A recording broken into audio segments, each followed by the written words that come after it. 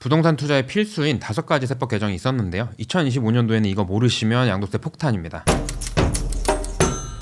안녕하세요. 컨설팅 전문 세무사 박정현입니다. 2025년이 된 지도 벌써 시간이 꽤 흘렀는데요. 올해부터 부동산 시장에 그리고 부동산 세법에서 큰 영향을 미칠 변동사항을 5가지로 요약을 해보았습니다. 이번 개정사항은 특히 양도세 과세에 직접적으로 영향을 미칠 수 있는 내용이기 때문에 하나하나 꼼꼼하게 잘 살펴보시고 본인에게 해당한다면 투자에 활용하시기를 바랍니다.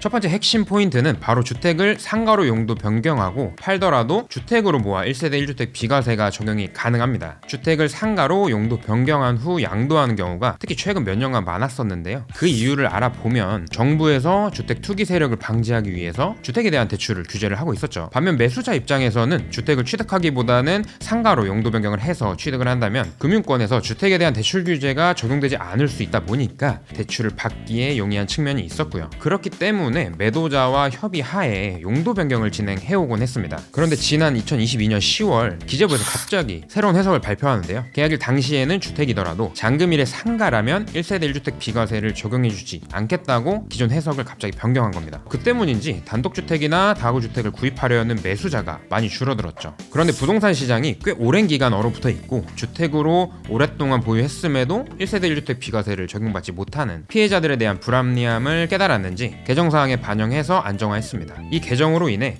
매매 계약일 당시에는 단독주택 또는 다가구주택이지만 잔금일에는 상가로 용도 변경해서 파는 경우가 굉장히 많아지고 투자가 활성화될 것 같습니다.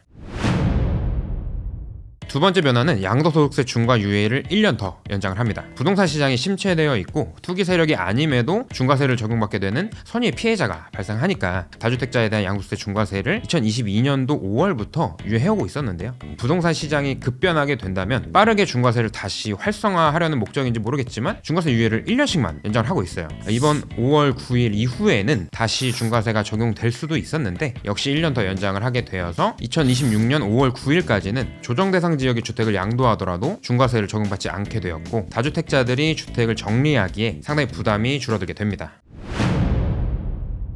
세 번째 변화로는 토지와 건물을 함께 취득하거나 양도하는 경우에 안분을 어떻게 해야 하는지 여부에 대한 명확한 내용인데요. 토지와 건물을 함께 취득한 이후에 건물을 철거를 하고 토지만 사용을 하다가 양도하게 된 경우에는 건물에 대한 취득가액을 인정받지 못해서 양도소득세가 과다하게 부과된 사례가 꽤나 많았습니다. 이번 개정을 통해서 건물을 철거를 하더라도 취득가액 전체를 인정받게 되기 때문에 억울한 상황이 줄어들게 될 전망입니다.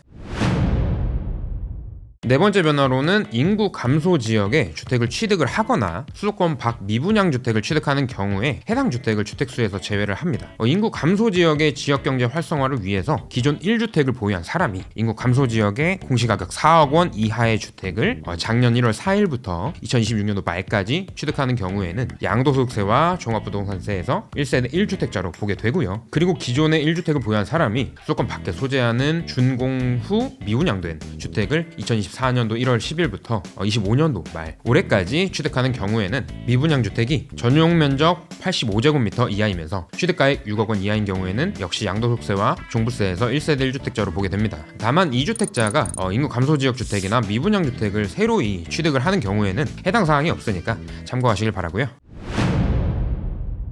다섯 번째, 양도소득세 이월과세 규정에 주식이 새로이 들어온 건데요. 2025년도부터는 주식을 증여받고 1년 이내에 양도하게 되면 증여한 사람의 취득가액을 가져다 쓰게 되어서 양도소득세가 굉장히 올라가게 됩니다. 기존에는 상장 주식 등을 배우자에게 증여를 하고 처분을 해서 증여세와 양도세 없이 손쉽게 자금을 마련을 했었는데요.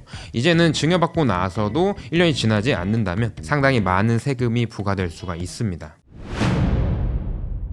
이렇듯 부동산 세제에서 꽤 많은 변화가 올해부터 시행이 될 텐데 부동산 시장에 어떤 변화를 줄지 기대가 큰 부분이고요. 좋은 혜택도 많이 있으니까 꼭 기억하셔서 좋은 결과 있으시길 바라겠습니다. 댓글에 적어드린 블로그를 참고하시면 양도소득세에 대해 자세히 알 수 있고 좋은 내용도 많이 있으니 절세에 도움이 되시리라 생각합니다. 오늘 영상이 도움이 되셨다면 좋아요와 구독, 알림 설정까지 부탁드리겠습니다. 감사합니다.